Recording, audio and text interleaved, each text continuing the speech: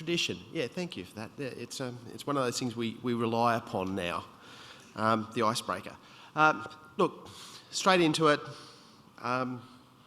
Again, one of the nice things about having your own conference is that you do have some ability to influence who our speakers are.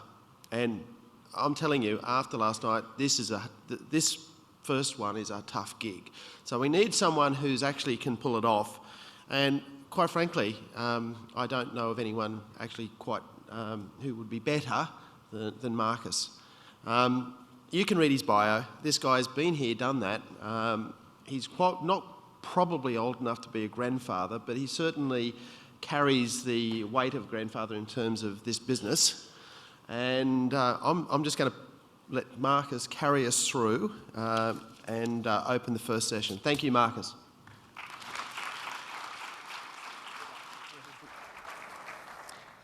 Thank you.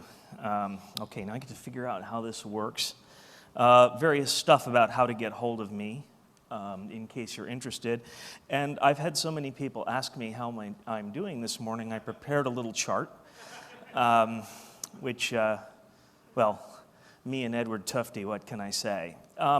So what I wanted to talk about is something a little bit odd and kind of a field. I've been fairly notoriously bashing cyber war for the last 14 years as being a ridiculous topic. And people keep asking me why. Because I think they perceive arguing against cyber war as arguing against self-interest. Obviously, all of us in the computer security community stand to make a great deal of money off of cyber war and off of the militarization of cyberspace. So it seems a little bit contradictory why you would have a practitioner saying, no, I'm actually interested in leveling the playing field by selling defensive technologies to everybody, including the enemy, whoever the hell the enemy is. So I find myself over and over trying to explain why I think the way that we're approaching militarization of cyberspace is a bad idea, and I keep taking different tacks on it. And this time, I thought I would take a tack that's honestly, I'm just indulging myself a little bit. I've been a fairly serious amateur military historian for 35 plus years, give or take, ever since I almost fell off a wall at Carcassonne when I was a kid.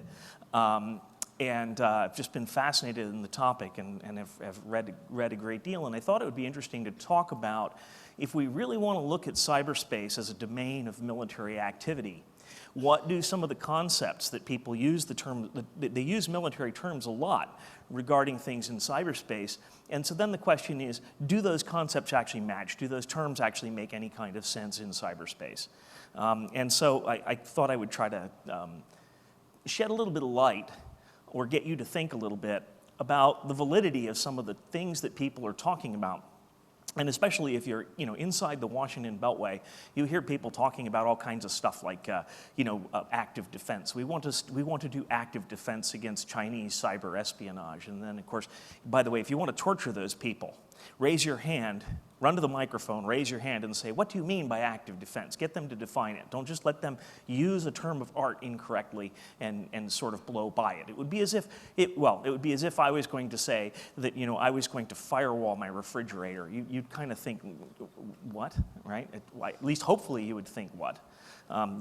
Especially if unless I had some lettuce that had been in there for a very long time. The question of having a firewall in a refrigerator is really something that doesn't really make a lot of sense. So one of the things that's going on is that the terms of military usage, the language of von Clausewitz on war, and the mindset of the Treaty of Westphalia, that nations only make war on nations and that individuals are not privileged to undertake warfare.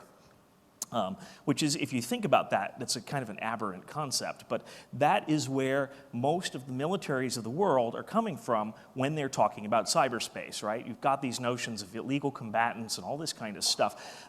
Notions which, by the way, don't appear any place in international humanitarian law regarding combat. But they come up with these ideas as ways of further delimiting the problem for themselves and for their own purposes. So I'd like to kind of talk about that. And so the main question we're going to be talking about this morning is, if cyber war is a new domain of warfare, who's thinking about battlefield doctrines, right? Who's thinking about this as a strategic question, and who's thinking about this as a tactical question? And I've already loaded this by throwing in the notion of battlefield doctrines, right? Battlefield doctrines is a military term. It applies to specifically battlefields, and battlefields are inherently topological. I couldn't come up with a good word for it, so I've been using the word topological throughout this talk. When I talk about something having to do with topological warfare, what I mean is you're dealing with warfare that is occurring, or conflict that is occurring in three space. You've got, land, space, land, whatever. You've got horizontal and vertical axes. You've got a map. You've got geography. And you've got all of the physical properties of the real world. And so really the core question here that I want to dig into today is whether an art form, the art of war, which has to do with physical properties in a three space, whether that has anything to do with cyberspace, how well that maps into cyberspace. Okay, so all of the militaries that you talk to are inherently profoundly oriented towards this post-Treaty of Westphalia mindset that is pretty much typified by Clausewitzian ideals that war is an extension of statecraft, which that's the first challenge I would throw up against cyber war, which is cyber war a legitimate extension of statecraft, right? That's a question. That's another fun question to ask from the proponents of cyber war. And then, of course, the other question that you ask them as an immediate follow-up, if they say yes, the immediate question you would ask them is, you say, is terrorism then an extension of statecraft? And if they're proper Clausewitzians from the Westphalian tradition, they will say no, because terrorists are not state actors by definition. Therefore, terrorists can't engage in war. They do terrorism, right? Only states can engage in war, which means that you individually, every one of you in this room, are not capable of declaring war as an individual against a state, which I think is an interesting question in cyberspace, right? You as an individual are perfectly capable of declaring war against a state. So that's another thing to think about. Now, the really important problems, all military problems break down into two different, they break down into a spectrum. And you can decide where things fit on a spectrum. And one of the ways that you can always baffle an armchair general is by asking them whether they're referring to strategic issues or whether they're talking tactically, right? And if you want to try to put down an any armchair general, you can say, oh, you're just thinking like a tactician. Even if they're actually operating at a strategic level, you can say, well, you're just talking about strategy. I'm talking about grand strategy. I'm talking about meta grand strategy. In fact, I'm talking about theological meta-grand strategy. You can just keep going as high as you want up the chain of claiming that you're operating strategically. But the purpose, let's use some basic definitions here. The idea of strategy is the why of what you want to accomplish, and tactics are the how you accomplish that thing. So to drop this into a Clausewitzian framework, you would say that there is some reason that two states are going to engage in conflict. The strategy is the why are they engaging in conflict, and what do the states that are engaging in conflict hope to gain from it?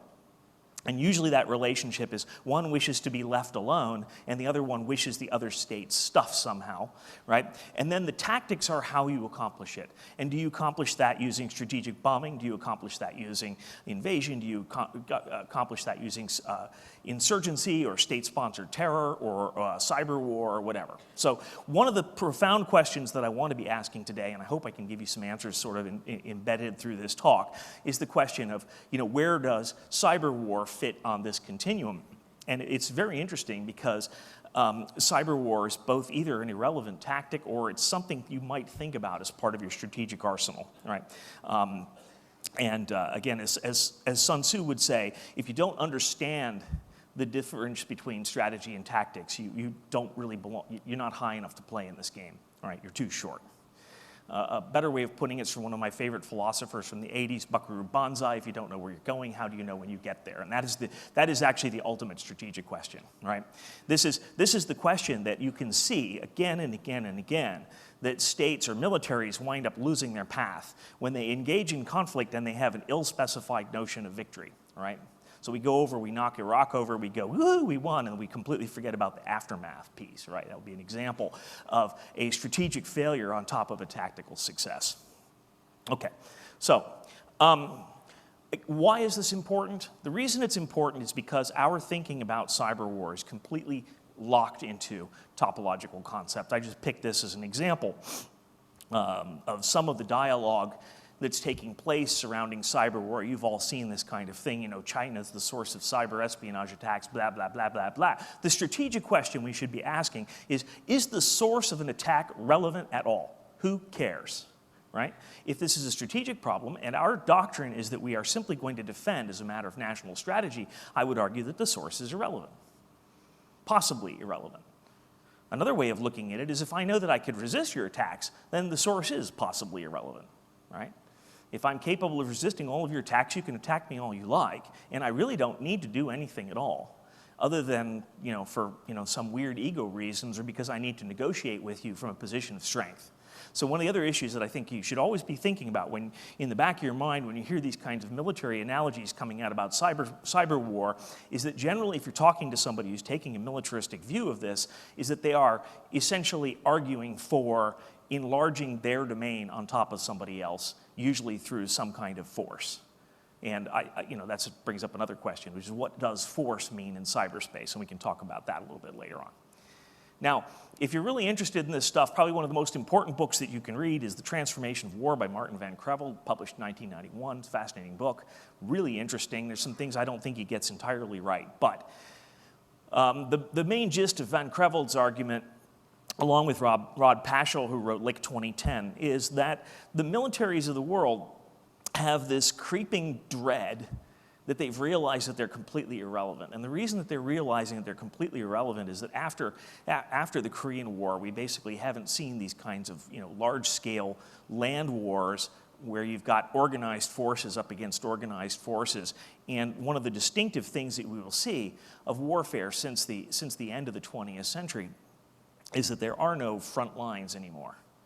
And most of the military thinking that the armies that we've got, especially the U.S. Army, is thinking in terms of front lines. And so one of the tremendous transformations you can see happening in almost every military is the realization that every time a superpower, so you've got these superpowers that are capable of eradicating almost everything in their path, and they keep losing to guys in sandals with AK-47s.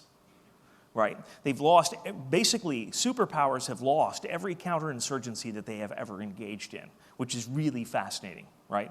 Essentially, you can have the most expensive army in the world. The United States spends more on its military than all the other countries in the world combined, which is pretty cool, right?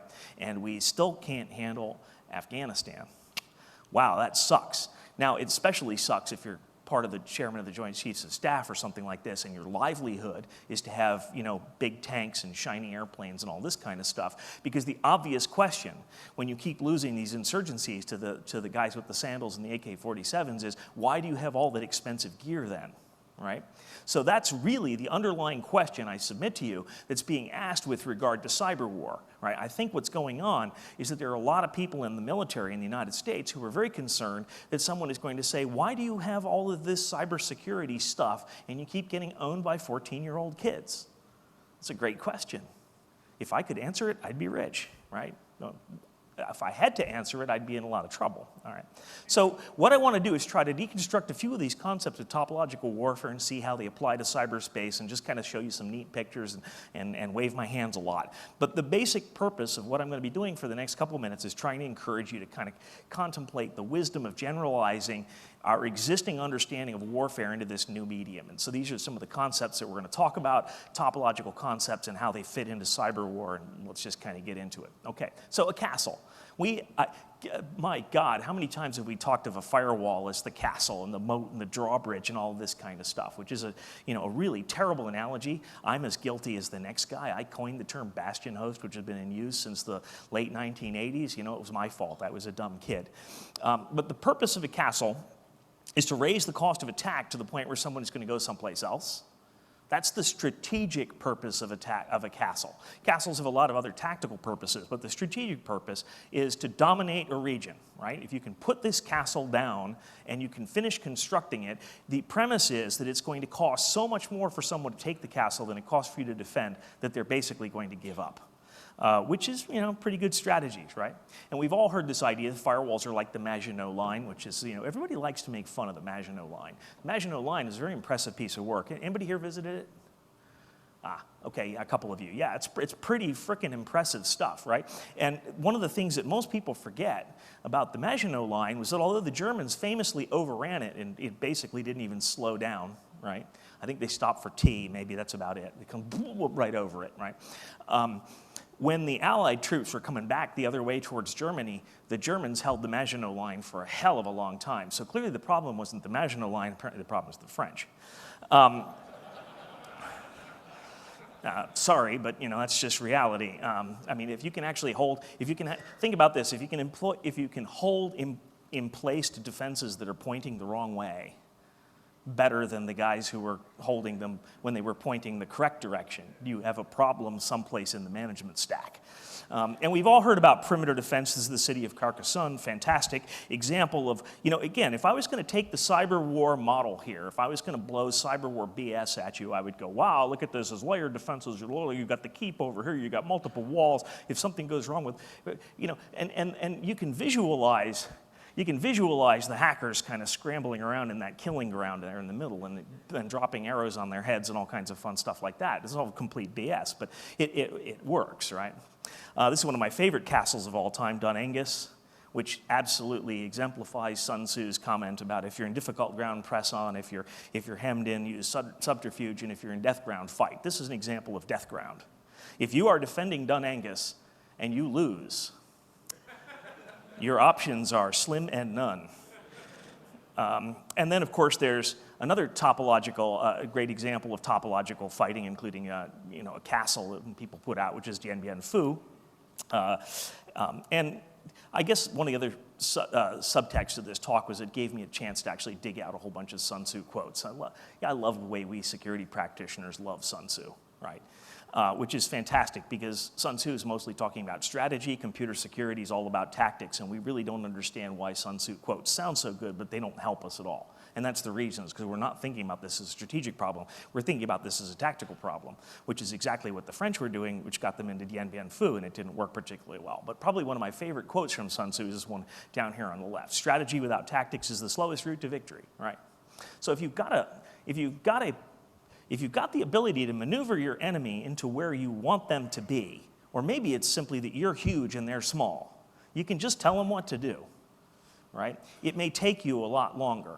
But the flip side of that is if you're really, really good at fighting battles, but you have no idea why you're fighting them, you're going to wind up in Iraq and Afghanistan, which of course is a recipe for defeat, right? There's the wonderful little joke about how do you win a land war in Asia, right? Never fight a land war in Asia is the other version of it, right? The other way of putting it is to be Russian.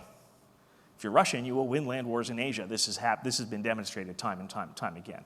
There's another version of that I'm very fond of, which is never get in a war of passive aggressive with a cat. But here's another example of a topological castle, famous feature. And this is somewhat relevant to our experience in computer security, if you want to think about it that way. The Huns, it was built to keep the Huns out.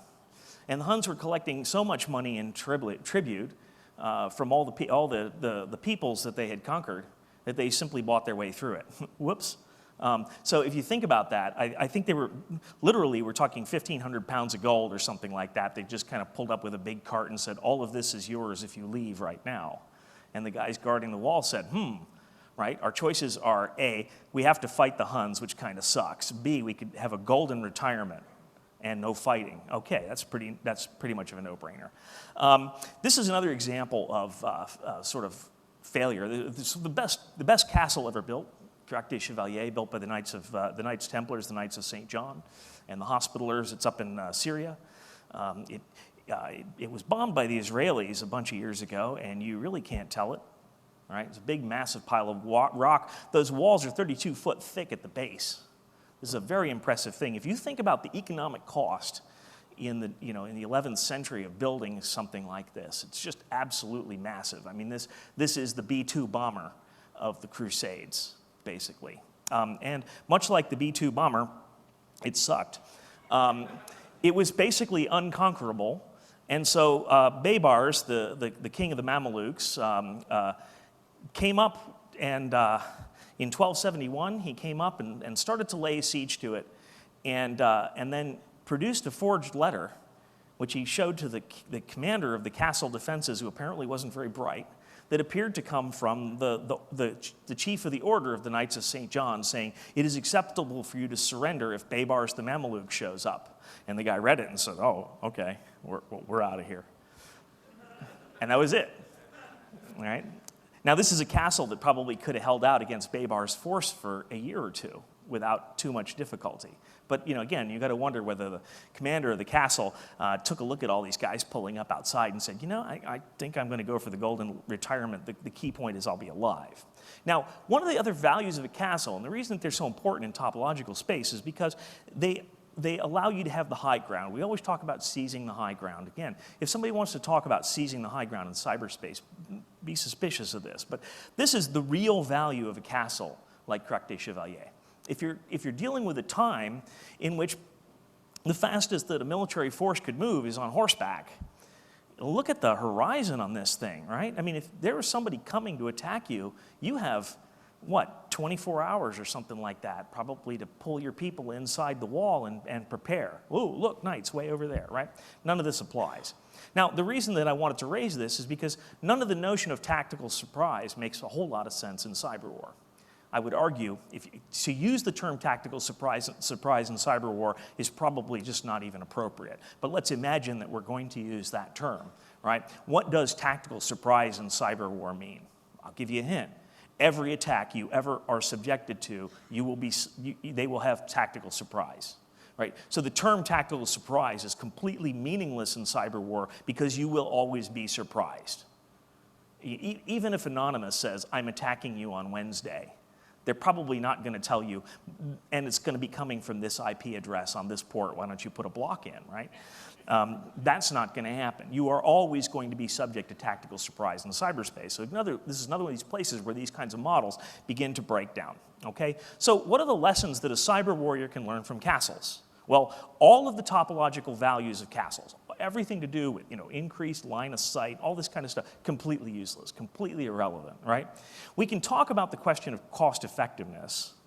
We could maybe use castles as a model for talking about whether or not our defenses are effective, whether that's a good idea to invest in those. But I really don't see how that makes a lot of sense. In fact, if you really wanted to talk about castles as a model for their use in cyberspace, the only value of them as a metaphor is fail.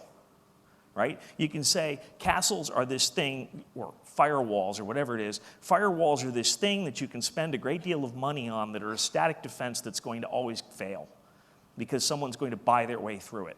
That's what we see through history. Either someone's going to fool your admins like they did at Crac des Chevaliers, or they're going to just buy their way through it.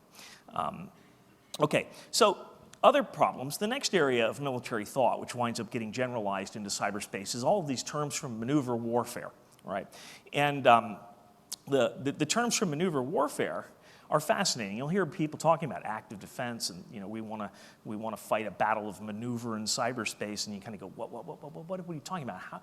What are you talking about? Moving your routers around? No, that doesn't make any sense. Are you talking about reconfiguring your networks? Well, that doesn't make any strategic sense either. I mean, if you could actually think of some way that changing your network around would actually help, then we could maybe talk about it. But this concept again doesn't really match, right? But in real warfare, it's absolutely critical. In real warfare, maneuver is the single most important element about it. So right here is a general refutation of the whole notion of cyber war as a domain of warfare. How can you call something a domain of warfare when the most important property of warfare does not apply to it? That's a specious question. I mean, I can't answer it. My answer would be, no, you can't, right? It doesn't make any sense at all, right? All of the great successes we see in warfare have to do with maneuver. All the great failures we see in warfare pretty much have to do with maneuver or logistics, and maneuver and logistics are joined at the hip at a strategic level, right? Now, the notion of maneuver warfare is seen as an intellectual backlash to the meat grinder effect of World War I, and slightly less so to the meat grinder effect of the Napoleonic Wars, although the Napoleonic Wars were really interesting wars of maneuver. The First World War was an absolute failure in those terms. I mean, basically, people just stood there and shot at each other. And then they, when that didn't work, they'd charge each other with bayonets, and then they'd machine gun each other. It really didn't work particularly well. right? But the key point of successful maneuver warfare, if we want to talk about maneuver warfare in cyberspace, is that successful maneuver warfare entails defeating your opponent's ability to fight, either by cutting them off, breaking their logistics, or attacking their forces, right? This is a counterforce doctrine, is that you're basically, okay, so you're either going to try to surround your enemy and put them in a position where they can't afford to fight because they either run out of supplies or they feel disconnected from their main force and they've got morale problems or whatever, or you simply attack them and eradicate them and then you can move on, right? Again, think about that in terms of cyberspace. How does that apply? How does maneuver warfare apply there? Can you eradicate somebody's firewall? No. Can you eradicate a hacker? I suppose you can block their IP address, but that doesn't constitute eradicating anybody by any kind of stretch of the imagination, right? So again, we've got these purely topological concepts of warfare that don't apply when you pull them forward into cyberspace, right? And then of course we've got the defense in depth model in topological warfare, which we use, and we use this term in computer security, we use it completely wrong. The idea of defense in depth is that you've got, a heavy cavalry regiment like the Scots Greys at Waterloo that are poised, so if there's a break appearing in your lines, you can throw them in there and plug the break immediately, right? And that's a typical thing that you would do in maneuver warfare. Napoleon called it a force de frappe. Basically, it's a maneuver element. And again, how does this apply to cyber war? How many of you have a spare, firewall that you can throw into your network? It's completely meaningless. How many of you have? I suppose the only thing you could do is you could say you've got intellectual firepower that you can bring to bear. You've got your emergency response team, and they're your maneuver element that you're going to throw in on defense in depth. But at this point, to just use the term defense in depth, as in maneuver warfare, you've stretched that term until it's already at the snapping point. It really doesn't make a whole lot of sense, right? So far, you've probably noticed a trend here. I keep talking about these different aspects of the art of war and pointing out that they have absolutely frickin' nothing to do with cyberspace, right? So how does maneuver warfare apply to cyber war? Well, not really, right? A spoiling attack, by the way, is when your enemy is getting ready to launch an attack against you, and in real space, in topological warfare, you actually have to muster your troops, right? So someone is collecting their troops so that they can come and attack you, and what you do is you attack them first while they're maneuvering, right? This is what Caesar did at Alesia. The Romans did that. Basically every battle that Gaius Marius or Julius Caesar ever fought and won horrifically was usually because they managed to sucker their enemies into being in the middle of reforming when they attacked them, which is a fantastic strategy. And again, how does this apply to cyberspace? It doesn't. It absolutely doesn't. Right? I mean, the only way I could think that any of this stuff might make any sense in cyber war would be, I suppose, if you attacked someone's website while they were in the middle of setting it up. That doesn't make any sense, right? So none of this makes any sense, right? Again, spoiling attacks make sense the quintessential spoiling attack would be the Israeli ground assault during the Six-Day War. They saw that the Egyptians were quite clearly preparing to attack them, right? And they attacked them first. They attacked them at their staging grounds. This was very annoying for the Egyptians. It worked out very well for the Israelis. It was brilliant strategic victory. How does this apply to cyberspace? It doesn't, right? And so again, when you hear the guys in Washington who are talking about that they want to go on an active defense and they want to do these kinds of basically doing spoiling attacks, what they're really saying is we want to attack somebody. But here's the problem. They don't know who to attack. They don't know where to attack, right? They have absolutely no ability to sit there and go, hey, this IP address range is going to be trouble for us next week. We can see that IP, the enemy is gathering behind this IP address and they're going to attack us, so let's knock them off. What? This is absolutely nonsensical. The only thing I can figure is that the closest thing that sort of works is the tactics of mistake concept, which is to begin a series of operations that lure your enemy into doing something stupid. And I could see that you might be able to do that in cyberspace. I mean, .coms do this all the time. But basically they do it to themselves, right? I mean, probably the quintessential example of the tactics of mistake would be September 11th, in which a relatively inexpensive attack caused the U.S. to head punch itself silly. which was absolutely brilliant, right? And that among us armchair generals is one of the favorite topics of discussion. Was Bin Laden just a lucky idiot, or was Bin Laden the greatest strategic genius of all time since Sun Tzu?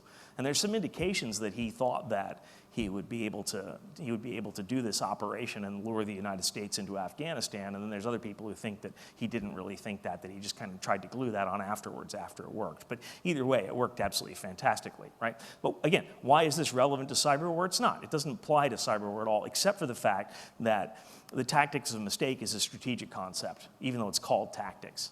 It's a strategic concept. It's that if you can get your opponent to think tactically and you're thinking strategically, you can lure them around by the nose. Right? John Boyd famously described this in his notion of the OODA loops, which is a term I absolutely despise, so I won't go into OODA loops in any great detail. But the whole idea is that if you can get inside of your opponent's thought process, you can always lead them around by the nose. Tactics of Mistake is much better. By the way, I like the Gordon Dixon books, and I highly recommend them. Okay. Now, the reason that this is important is that offensive operations are cheaper than defense. I know that sounds kind of weird, but the reasons that they're cheaper is because defense usually represents a sunk cost, right? So if you build Crac des Chevaliers, you've sunk all of this humongous economic effort into building Crac des Chevaliers, and somebody goes around it, right? Or you build the Maginot Line, and someone goes over it. So you spend all this time, you build this incredibly expensive thing, and then your enemy basically figures out a way of ignoring it, right? So the attacker usually has the advantage because the attacker is able to pick the most cost-effective attack for them. And usually that's going to ignore your most expensive and least it's going to make less expensive your most expensive, or less effective your most expensive defenses, right? So if you can bypass Carcassonne, that's a good move. So again, I already talked about this, but spoiling attacks are a defensive operation that's basically modeled as an offensive operation. Now, again, what does this have to do with cyber war? Well, the best defense is a strong offense is a term I've heard several times inside the Washington Beltway. We need to basically be able to defend by what? Punching somebody else out before we know who's even going to attack us? I mean, it kind of makes sense if someone is bearing down on you going, I'm going to kick your ass. But it absolutely doesn't make sense if you're talking about this in a cyber war context. I mean, if we wanted to, sort of imagine this room as a cyber war context, I don't know which one of you is about ready to attack me. I have no way of knowing. So what, I'm going to just punch this guy in the front row because he's in reach, right? This doesn't make any sense unless you're from Washington, D.C. That's how we do things in America. I mean, it kind of makes a certain amount of sense, right? I mean, it's sort of like, how many of you would you get in a fist fight with Mike Tyson, right? I wouldn't either, right? That's because he's Mike frickin' Tyson and he'd bite your ear off. So by biting Evander Holyfield's ear off, Mike Tyson basically put himself beyond attack by most normal human beings. Okay, so that kind of works, and that's a strategy that the United States and the United Kingdom followed for a very long time, right? If you mess with our little islands in the middle of no place, we'll send our Navy down and kick your ass for no apparent reason. But it looks pretty good. But the point is, again, it makes sense in topological warfare to do the best defense is a strong offense. But in cyberspace, a strong offense against anything doesn't make any sense, especially if your strategic objective is to defend yourself.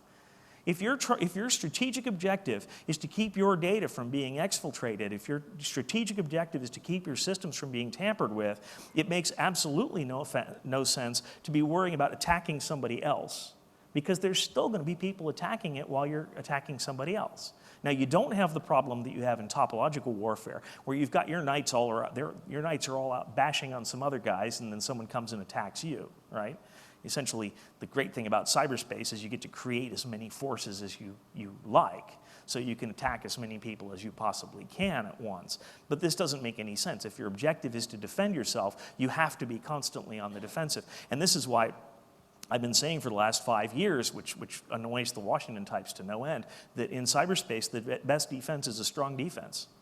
In fact, the only defense in cyberspace is a strong defense. The only thing you can do, actually, is to defend yourself, because the idea of attacking somebody else as part of a spoiling attack or as part of an attack of maneuver or something like that, it makes absolutely no freaking sense, right? So all this stuff doesn't apply.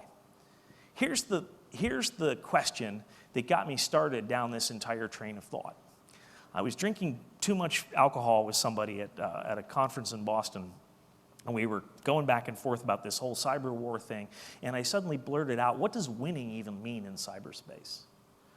And I realized it doesn't. Even the concept of victory doesn't mean anything. So let's take the Battle of Crécy, right? Crécy was basically a dry run for Agincourt. Apparently the French don't learn so much. And of course, as Wellington said at Waterloo, they came on in the same old way, and we defeated them in the same old way, referring back to hundreds of years of engagements with the French in which the French appeared to charge the English and get their asses kicked.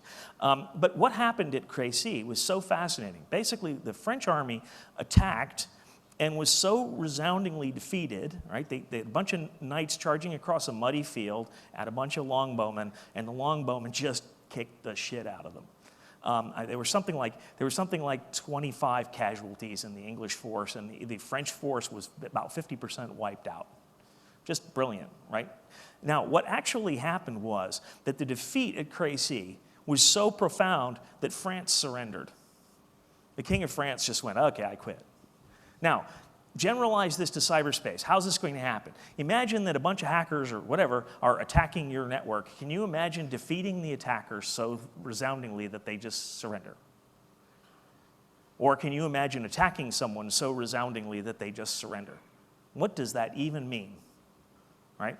As far as I can tell, the only way that you could really declare victory in a cyberspace, a cyber battle, I suppose, would be if you were Cisco and Microsoft combined and you said, we own you, surrender. That's it, we're done, right? Or Intel, Cisco, and Microsoft say, you lose. And you know, the enemy goes, you're right, what do you want, right? I mean, that would be what victory would look like in cyberspace. It's not gonna happen, right? Certainly, because those guys aren't gonna work together, right? So I've already talked about that. You cannot conclusively drive your opponent away. The reason that victory is an important thing is because in topological warfare, if you attack me with 1,000 tanks and I destroy them, you no longer have 1,000 tanks. You have to build another 1,000 tanks. In cyberspace, if you attack me with 1,000 IP addresses, well, if I filter those, so what? You're going to have 100,000, whatever. It doesn't make any sense at all, right? This is another place where the whole dynamics of warfare, as we think about warfare, simply do not apply to cyberspace, right?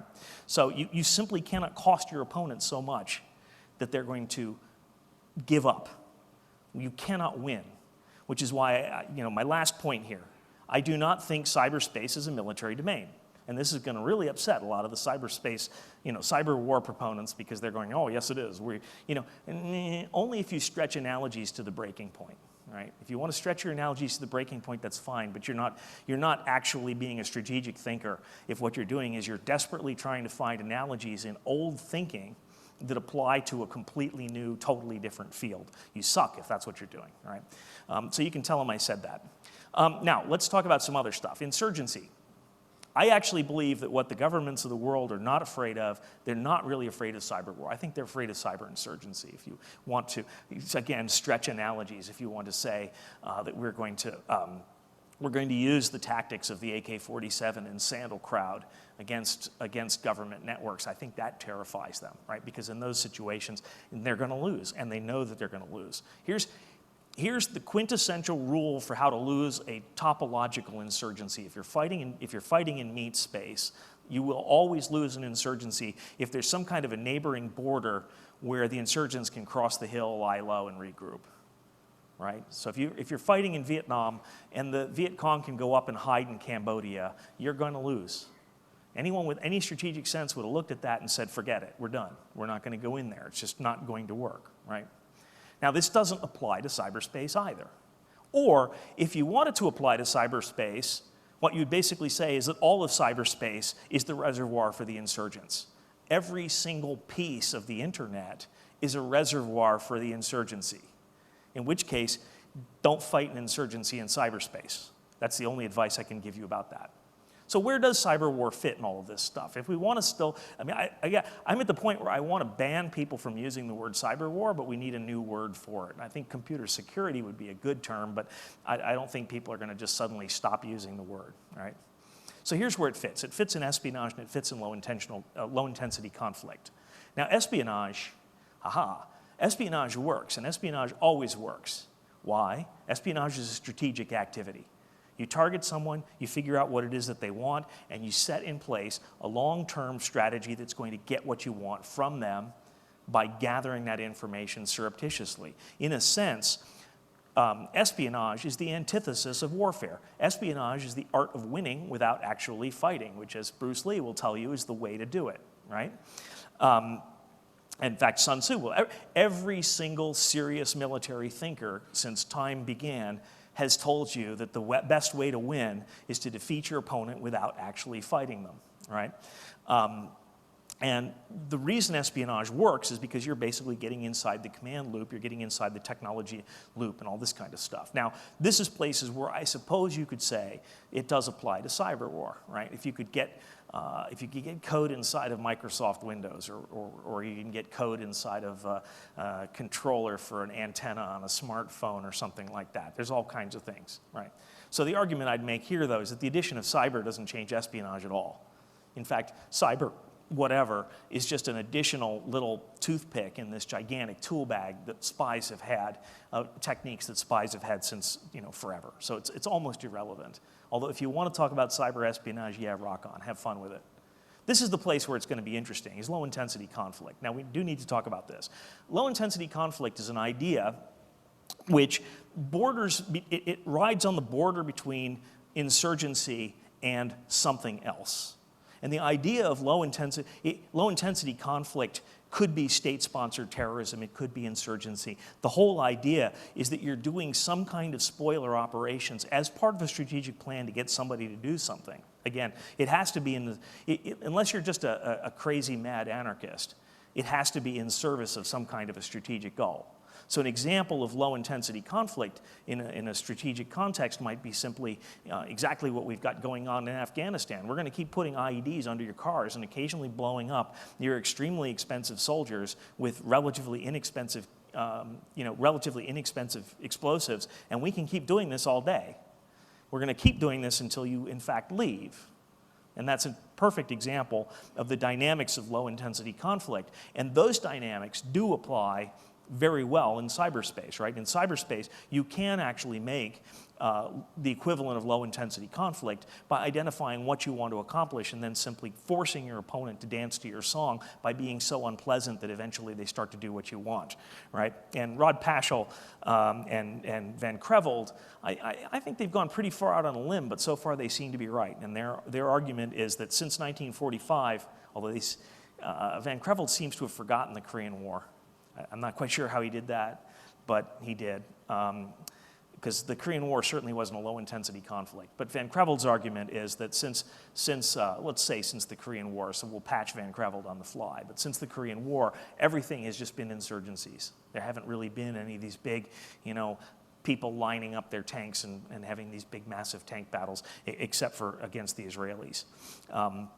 A fascinating book I highly recommend if you want to dig into this stuff is a book called Lick 2010 by Rod Paschal. And what he does is he lays out what the military force structure of the future is going to have to look like, which, of course, since he was writing this in 1990, he was talking about the military force structure of today, which is essentially troops that are capable of handling this kind of low-intensity conflict.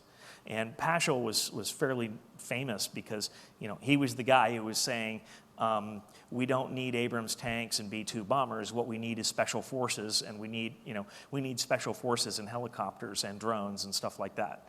And he called out a lot of stuff correctly. The only thing I can think of in Lick 2010 that he didn't call out correctly is he thought that infantry were going to be carrying directed energy weapons by now.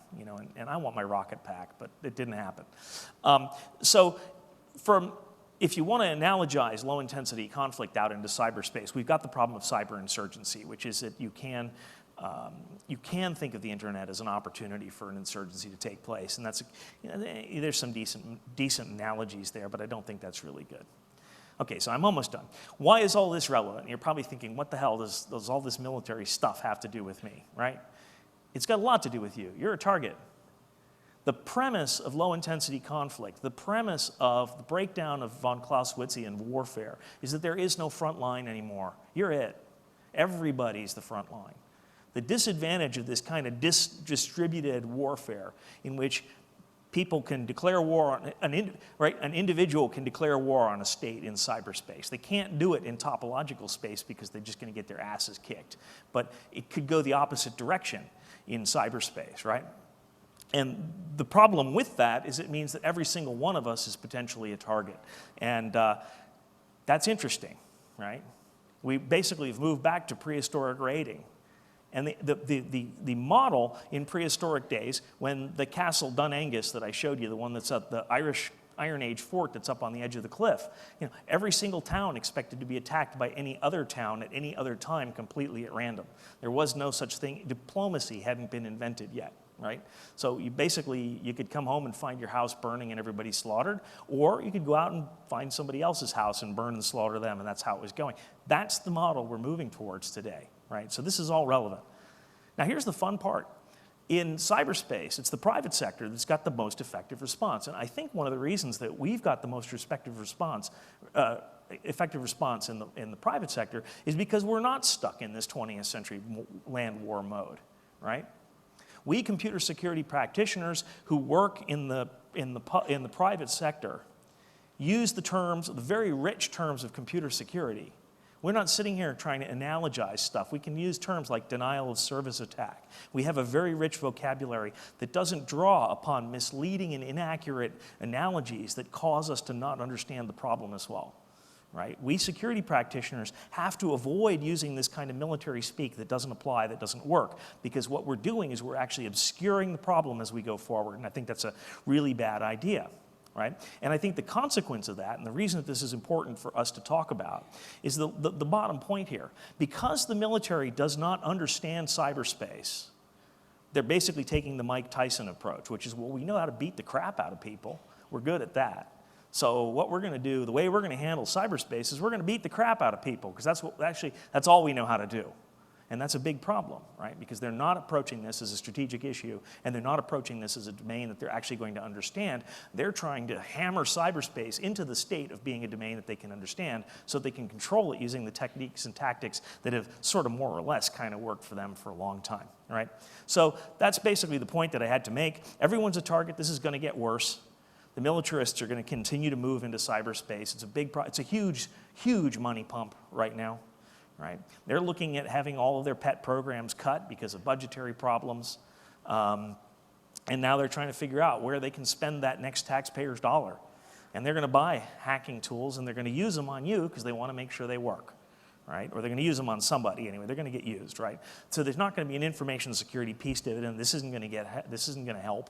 And so one of the predictions I'll make is that the militarization of cyberspace is going to result in a huge amount of money being spent and no market improvement in computer security, and a market disimprovement, because basically we got guys from the Department of Glass Houses here are building stone throwing technology, and it's just really not a really good idea. So Mencius is actually the only person that I quoted in this presentation who was not a military strategist. Right? He was a philosopher, and his point was that people who benefit through victory are always dishonorable. Right? So we need to understand cyberspace as a strategic domain, not fall into this short-sighted thinking from the late 20th century. Anyone know what these two pictures are? Okay, the one on the right is the fortress of Eben-Emael, which was built at the end of World War I in Belgium, and was designed to withstand anything. And the Germans went through it like a rock through a window. Basically, they just blew the whole thing apart because they had shaped charges, which nobody had invented before that. And the picture on the left is actually one of the trapdoors to the tunnels at Cu Chi. The Viet Cong had this strategic problem where they couldn't actually win in a face-to-face fight. And so they adopted the technique of simply existing underground where they were completely invisible, which was a terribly effective strategy against the Clausewitzian type. So here's some other places you might want to take a look at if you're interested in this topic, and some recommendations for books. I did put The Art of War on there because you kind of have to. My suggestion about The Art of War, and so many computer security practitioners do this, they pick up that absolutely incredible book and they just kind of go, oh, let's see, I need a quote for my next PowerPoint. That one sounds good. No, read the goddamn book. It's a wonderful piece of literature, and it's actually fairly well written in most of the modern translations. So thank you.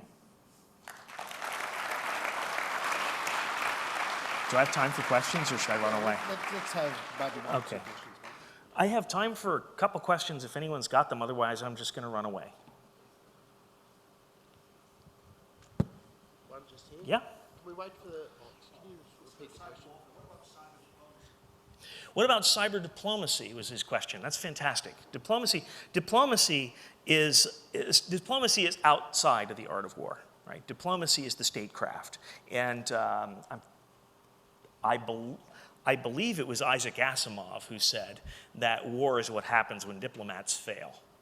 And I really do believe that that is completely accurate. What's going on with a lot of the US government pointing at China and shrieking, cyber war, cyber war, cyber war, is simply,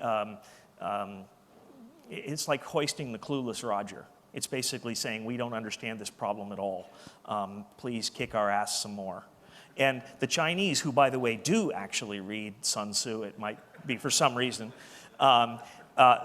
you know, all I can figure is that they're probably just face-palming, you know, which, by the way, I mean, diplomacy, this is a really important topic. I'm going to answer just his question and nobody else's, because it's such an important question, right? One of the things that we've been seeing a great deal in the cyber war space in the US is the FBI is sitting here going, Chinese cyber attacks, Chinese spy. And the really interesting question here is, why is a junior branch of the Department of Justice accusing another nation state of acts of war? That should be coming from the State Department. So if I worked for the Chinese, which I don't, my response would be, you know, is to issue a press release every time the FBI did one of these China cyber war things, which basically said, would you please sit down and shut up? You know, if Hillary Clinton wants to come talk to us about this, we will handle this at a diplomatic level. And that's the way that this has to be done. I don't think that there's any rational analogies to diplomacy that can be made in cyberspace. I mean, my router's not going to negotiate anything with your router other than BGP routes, right? But again, at the strategic level, being able to figure out what your opponent wants is absolutely critical to being able to make certain that your opponent does what you want them to do. I mean, the ultimate thing of diplomacy is if both sides are convinced that they've made a great deal, right? And that's the proverbial win-win type situation, and it goes directly in the face of all of this conflict mongering. So thank you. Sure. Thank you. Oh, sweet, thank you. Yeah, no, it was really good talk. Thank you, Marcus. And you didn't disappoint. It's very hard to think this morning, but having to think is a really good thing and moves us forward. Just my own thoughts about what Marcus was saying. Those who know my history, two things that jumped out is that espionage, one of the big inhibitors to traditional espionage is the cost of getting agents in place. When you can do it electronically without necessarily having to infiltrate a country and a regime, and you can do it remotely, it significantly enhances the capability of the espionage. And the other thing that came up is that just shortly after the Estonian attacks, we sent someone from OSCERT over to Estonia to sit down and talk with the people. And we actually had, it was a fascinating discussion. And quite clearly, the Estonian experience, the people who were on the front line who were fighting that war, effectively were the network engineers. It was quite clearly the network engineers who were taking control and who were effectively mitigating those attacks. And a couple of very large networking companies got involved in that, were helping the Estonian government. And to be blunt, the military were not to be found, and they stood back and said, go for it, guys. So a lot of what Marcus is saying it's not just theoretical or hypothetical, it's actually quite relevant and true. Now,